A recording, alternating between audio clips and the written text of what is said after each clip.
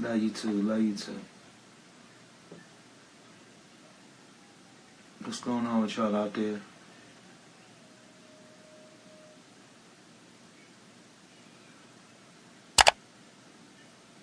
She did with the song All About the Money. It's coming. I had a death in the family, man, this week. It's been a crazy week this week, man. A lot of crazy shit. We had a death. Jazz's brother died, and then her mother died 2 weeks later. And, you know, we were dealing with that. And, you know, then I went, had some other shit to deal with. Another person that passed away I knew. There's some other thing to deal with. Then we went to Alabama. I had to deal with this shit in Alabama, and, you know. So it's been a crazy, crazy week, man. You know. But, I mean, hey. You gotta take the bad with the good, right? You know how that go. I didn't want all this craziness going on, you know. I felt super violated though, but you know, and the whole video wasn't shown. I mean, the whole thing wasn't taped, but I'm gonna put a statement out. I think tomorrow. I'm gonna put one out tomorrow so everybody can know exactly what happened. You know, but yeah. So that's what's been going on. It's been a crazy week, man. You know, but what are you gonna do? You know what I'm saying? And as a matter of fact, as I looked at it and thought about it more, it probably wasn't even a racist thing. It was more of a discriminating thing. It was more of a profiling thing. But me being mad because of the way I was handled and because of us being in a state that was known for what it's known for, and the way she spoke to me, you know, it's just, that's how I took it. You know what I'm saying? So, but y'all didn't get a chance to see all that. So y'all see where it's showed for me. I know a lot of people might have bad comments with her, but that's because, you know, they're either stupid, don't know better, or they really didn't get what was going on. Okay? So, you know, but that's what happened. And, you know, I don't get nothing out of it. Like, it ain't nothing like I don't need to do that to go where I got to go. Come on, y'all see how I move out here? You know what I'm saying? I don't move out here to try to use social media to get to clout. You know what I'm saying? Like, I do what I do. I do it with social media, without social media. So that's not what my aim was. My aim was that enough of it goes on and people needed to see it. And the way I felt was violated. You know what I'm saying? And I'm in Alabama. Anytime a cop could have came in there, and even if I was right, they could have just said, well, what are you doing down here in our South, and arrested me, or could have got a little crazy, took out, you know, whatever could have happened from that because of me being right and standing up for what I believe in. You know what I'm saying? So, and this is the deal. That's the deal. So, you know, but at the end of the day, this is not about, you know, had I thought about it a second time, I probably wouldn't even put the tape out, the video out. But I was so heated and felt so violated that's how, you know, that's how it came out. But again, I don't want nobody to walk up to us saying nothing. I don't want them to go to the store and violate them and say anything. Let that lady live her life and do what she's doing. You know what I'm saying? That's what it's about for me. Like I said, I'm not trying to get nothing out of it. I just want an apology. That's all I want. And I went through the treat, because what I understand is they have a history of treating people bad in that store, no matter if it's black, they're black or white. You know, I'm from the Bronx. I'm from New York. I'm not from Alabama.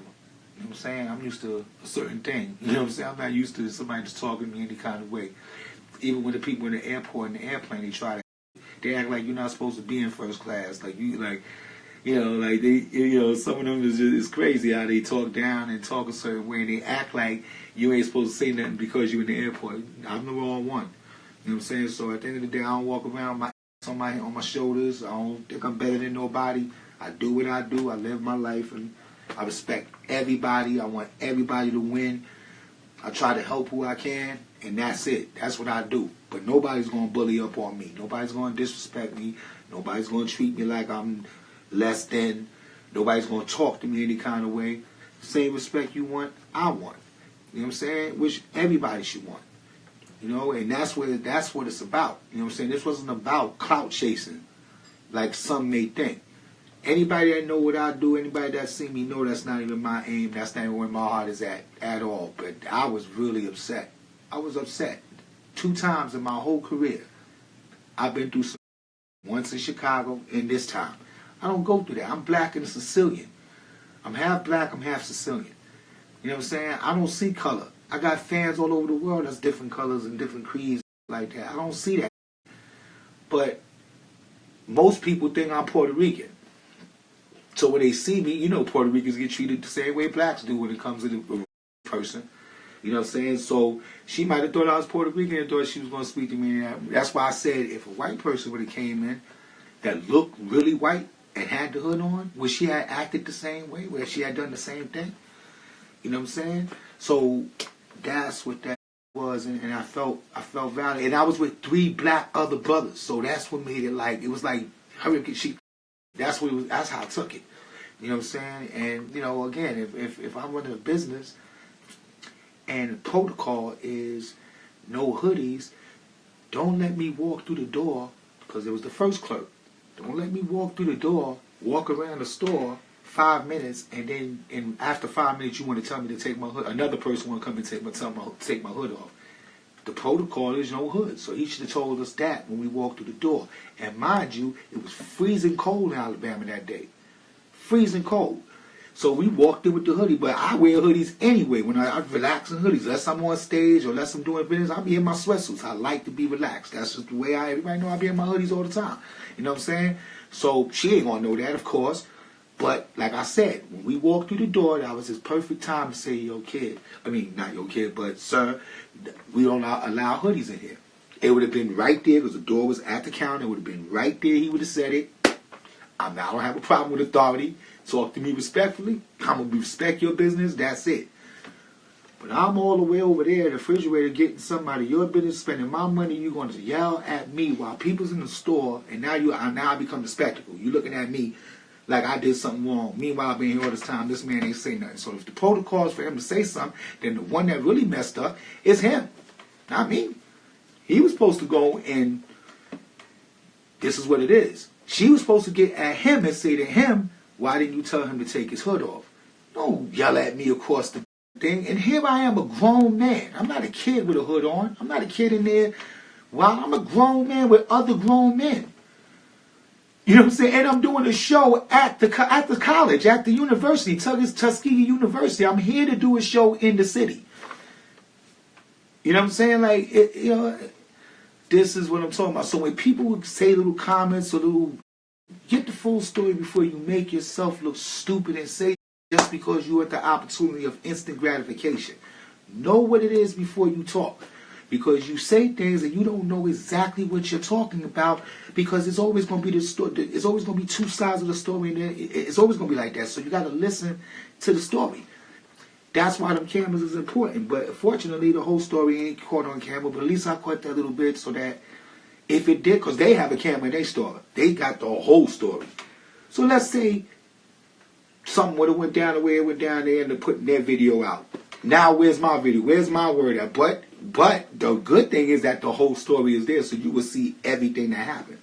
You see what I'm saying? So, you know, and at the end of the day, man, look, again, I'm going to say it one more time. I'm never no clout chasing satisfaction because I get a view or attention. I got attention already. I've worked all my life to do what I do, and my talent brings my attention. Not my talking, not me on other people, not me downing other people. That's why I don't do podcasts. Like everybody say, okay, do a podcast. No, because in podcasts, for me, in my opinion, you got to down other people and talk about other people.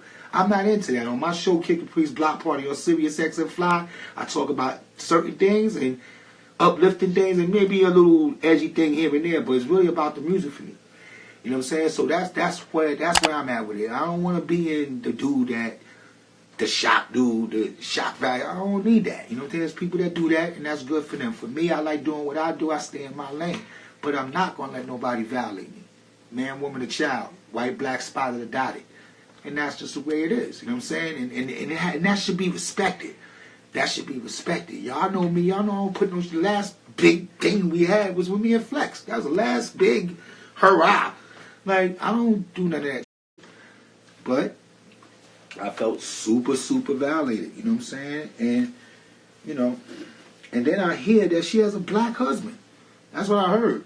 You know what I'm saying? Like, and then from what I heard from research that, you know, they talk to everybody like that, black or white. Like, it's, you know, but when you're in the moment, and you have this white lady speaking to me like that, I don't know she has a black husband. I don't know. I'm knowing about how you speaking to me and what you said. That's what, and where I'm at. You know what I'm saying? So, you know, I don't know, man. That's what I heard. I could be wrong. I don't know. That's what I heard. But, you know, you hear things. So at the end of the day, all I'm saying, man, is that, you know, first of all, y'all watch yourself out there, man. Things happen in like a second. You know what I'm saying? In a second. I'm a clown, but we're going to block you, clown. How about that? There you go. See what I'm saying? So now, well, I didn't say that it was the truth. I said that's what I heard. You know? And so that's what it is. You know what I mean? And if you understand the story, if you understand what I said, then, you know, you put two and two together and understand what the truth is. So again, I don't want anybody saying anything to that lady.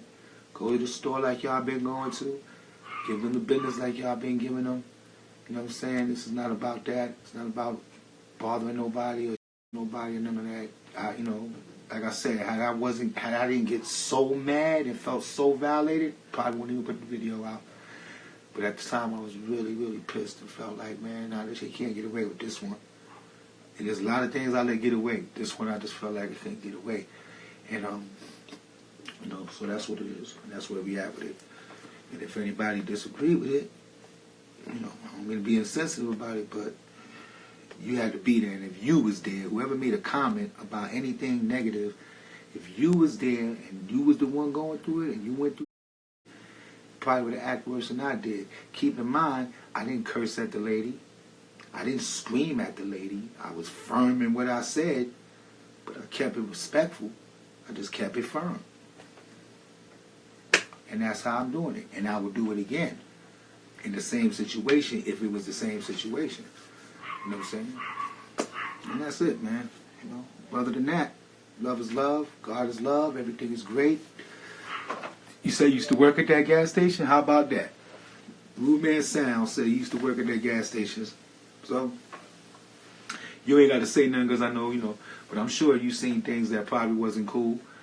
You know what I'm saying? People talk to a certain kind of way and stuff like that. And it's not about the gas station. It's about whoever works in the gas station. How do you treat people? When people are spending, even with the airports, you're spending your money, who are you to have an attitude when we get there? You don't know what we went through to go through traffic, how late things made us. We hustling, trying to get the bags there. You know, we get to the airport, it's crowded.